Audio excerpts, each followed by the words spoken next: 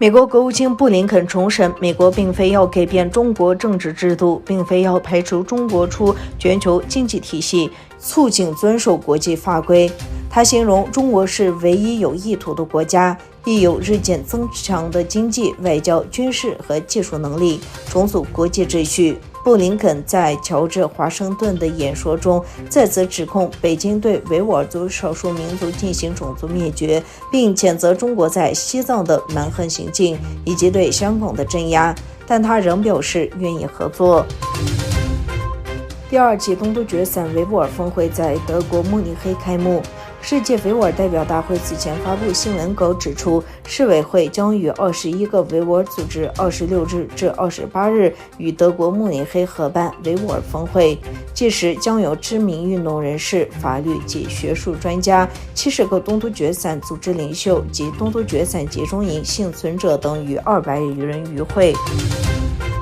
近日，一份遭骇客外泄的新疆警察大案被众多外媒披露出来，种种铁证坐实中共政府对东突厥散维吾尔人的人权破坏。德总理肖兹26日在瑞士博佛斯世界经济论坛上发表谈话时也提到此事，直言中国政府对待东突厥散维吾尔人的方式是对人权的破坏，世界不应忽视侵犯人权的行为。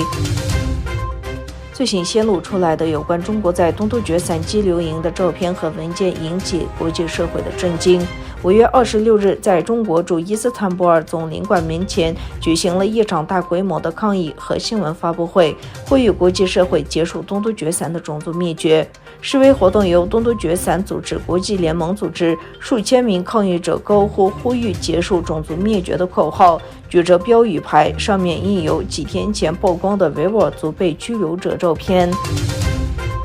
北京追踪与电讯研究所研究人员任元珍在期刊撰文中指出，中国应以国家安全为由，发展反卫星能力，以及可监测和追踪星联等所有卫星的监视系统，应采取软硬结合的杀伤手段，使部分星联失去功能，破坏星座的操作系统，强调中国有军事能力摧毁星链。研究作者认为，透过连接马克思星联、隐形战斗机和美国军用无人机的数据传输速度可提高100倍。芬兰总理桑纳马林访问了乌克兰被毁的城市布查和伊尔平。据报道，马林还与当地政府讨论了帮助重建城市的问题。